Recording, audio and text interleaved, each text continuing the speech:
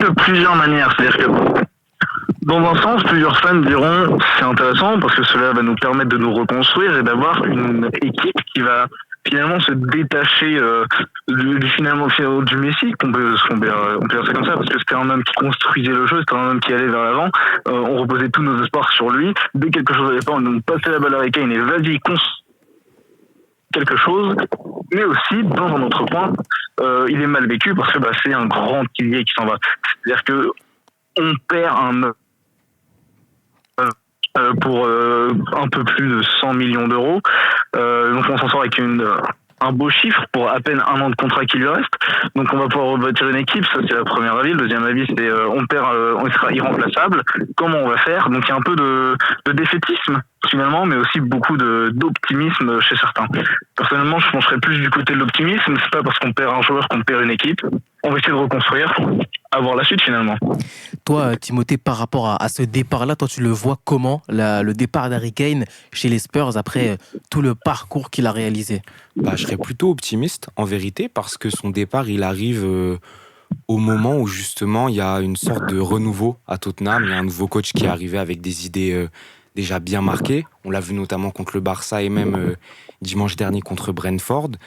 Puis un tel départ économiquement, c'est quand même bénéfique, puisqu'avec plus de 100 millions, tu peux réinvestir dans 2, 3, voire peut-être 4 joueurs. Et on sait que le championnat anglais, voire les divisions inférieures, sont dotés de jeunes talents très prometteurs qui peuvent apporter une plus-value à cette équipe de Tottenham. Il y a des nouveaux joueurs qui sont arrivés dans cette équipe, je pense à James Maddison par exemple, qui peuvent briller davantage, peut-être avec le départ d'un Harry Kane. Yves Bissouma, qui sur les 2-3 derniers matchs, voilà, ça fait plaisir à tu peux le dire. Yves Bissouma qui a l'air de revenir à un niveau exceptionnel, enfin en tout cas qui était celui qu'il avait à Brighton. Donc il y a quand même des motifs d'espoir. Après évidemment, il faut pas non plus être trop optimiste. On sait qu'Harry Kane, voilà, c'était un petit peu la plaque tournante offensive et même juste la plaque tournante de cette équipe-là.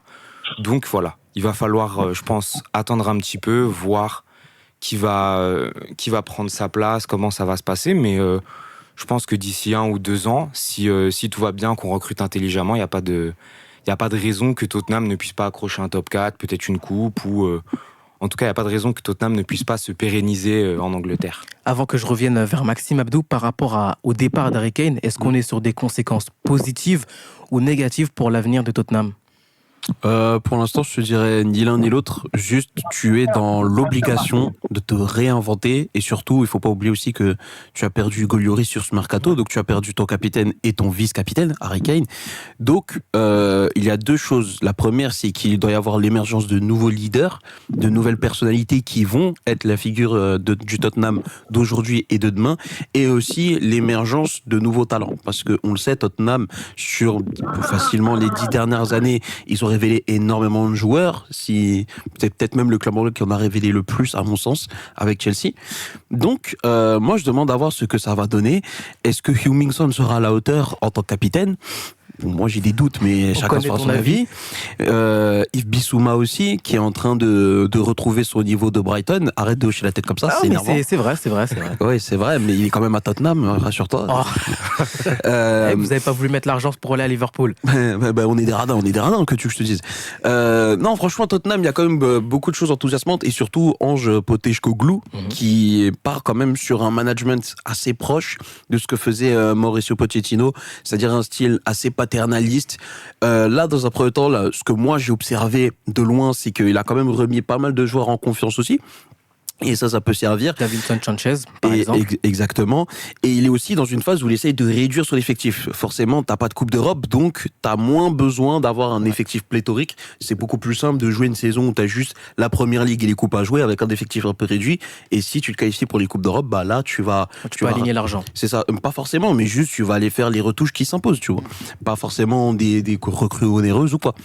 Je te dirais que dans l'ensemble, je sais pas si c'est positif ou négatif. Seule la durée nous le dira, mais en tout cas Tottenham est dans l'obligation de faire autre chose. Tottenham est dans l'obligation de tourner la page, et c'est le moment, comme je l'ai dit pour certains, de se révéler. Maxime, par rapport à ce qu'a dit Timothée et Abdou, toi, quel serait le projet maintenant à venir pour ce nouveau Tottenham ? Le problème, justement, c'est que le projet, on ne le connaît pas. Pourquoi est-ce qu'on ne le connaît pas? Parce qu'on n'a pas de directeur sportif, tout simplement. Par contre, on commence à avoir des bribes d'idées de jeu, donc pas de projet, mais des bribes d'idées. C'est un début, c'est le début d'une reconstruction, on l'espère. Orange. Donc, quel projet je pourrais pas On t'entend répondre. pas très bien, Maxime. Est-ce que tu pourrais te rapprocher de ton téléphone? Ouais, est-ce que là c'est mieux ou pas? Un petit peu. Ok, donc ça suffit comme ça? On va faire avec. Comme ça va. Ok. Donc comme je disais, on n'a pas de directeur sportif, on ne sait pas trop ce que ça va donner, on ne sait pas trop où on va, tout ce qu'on sait c'est on a une idée de jeu, c'est celle de Ange. Le but, ce sera donc de reconstruire avec ce bonhomme, essayer d'aller le plus loin possible. Comment? En investissant sur des joueurs qui seront soit plutôt jeunes, soit pas trop chers, mais qui sont prometteurs, parce on n'est pas le genre de club qui dépense 120 millions sur un seul défenseur. On va plutôt essayer de dépenser plus intelligemment cet argent. Par plus intelligemment, j'entends finalement plus tactiquement. On va essayer de combler des trous à un peu tous les postes plutôt que de dépenser sur un joueur star.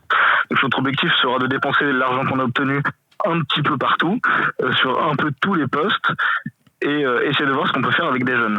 Peut-être relancer l'académie, et tout en jouant un football beaucoup plus offensif que ce que nous avions sous-compté. C'est pas difficile, certains me diront, et je te jure, on dirait qu'ils ont raison. Donc, moins de défense, plus d'offensif, plus d'extréabilité, très difficile à dire.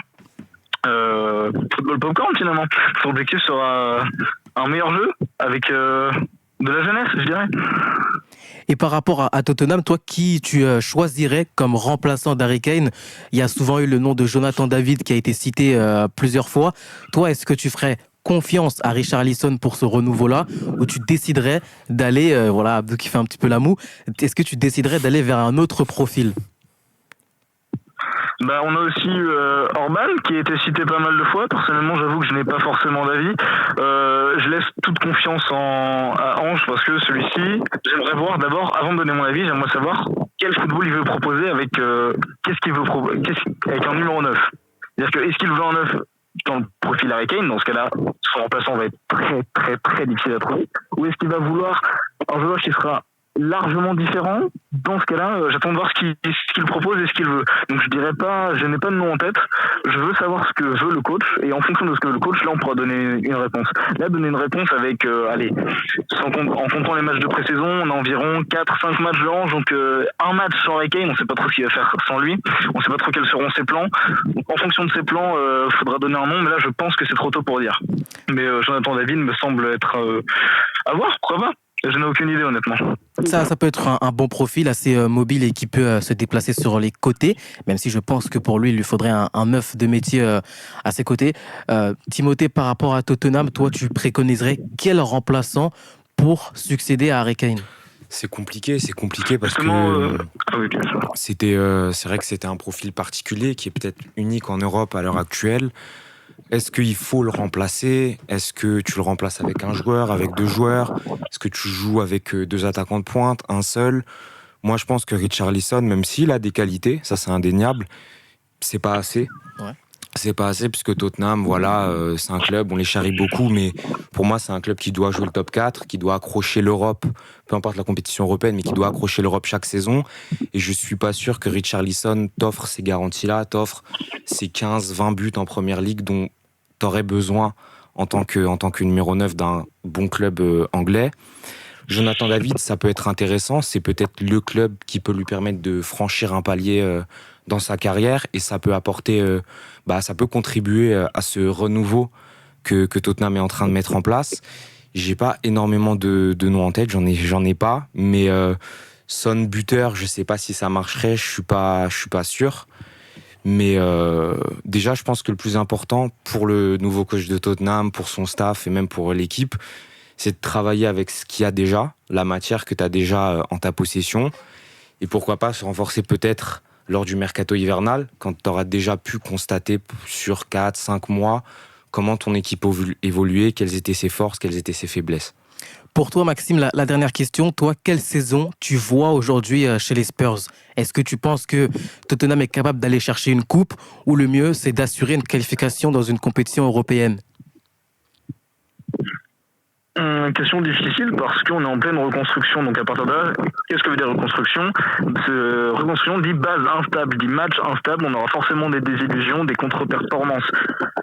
Donc est-ce qu'on est capable d'aller chercher une coupe? Je dirais sur le papier, comme tous les ans, bien sûr que Tottenham doit gagner une coupe. C'est honteux ce qu'on fait. Ne pas chercher de coupe tous les ans, enfin pas tous les ans, mais bien sûr, sur toute l'année, ne pas avoir chopé une coupe, c'est honteux. Quand tu vois l'équipe que tu as, le budget que tu as, tu es censé aller en chercher une.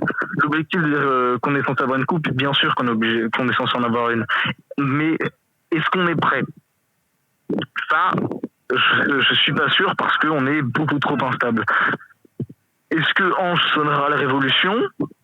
Il a l'air d'en avoir la capacité. On voit qu'on propose un football qui est, en plus d'être beau à voir, qui fonctionne bien. Les mécanismes commencent à rentrer, donc je pense qu'on pourrait aller chercher quelque chose. Mais comme chaque année on répétera ça, on répétera bien sûr qu'on est en capacité d'aller chercher une coupe. On est toujours en capacité. Mais le problème, c'est qu'on te choque à chaque fois. Donc, hors anomalie, on est censé l'avoir, mais il y a toujours des anomalies dans le foot. C'est vrai, c'est vrai. En tout cas, Maxime de Spurs France, je te remercie d'avoir été présent avec nous pour parler de Tottenham et pourquoi pas au plaisir de revenir peut-être à la mi-saison pour reparler de la forme des Spurs. C'était avec plaisir. Merci beaucoup de votre invitation. C'était très sympathique. Pardonnez-moi pour les quelques petits soucis que j'ai eus, mais invitation très intéressante et j'ai beaucoup aimé participer. Merci beaucoup encore une fois. Pas de souci. Merci beaucoup, Maxime, et au plaisir de te revoir pour le Big Five et bien entendu, pourquoi pas de parler de la forme de Yves Bissouma. Il est temps. Ah oui, quand même. Quand même. C'est un Quand même. scandale. En direct, hein. Eh oui, quand même.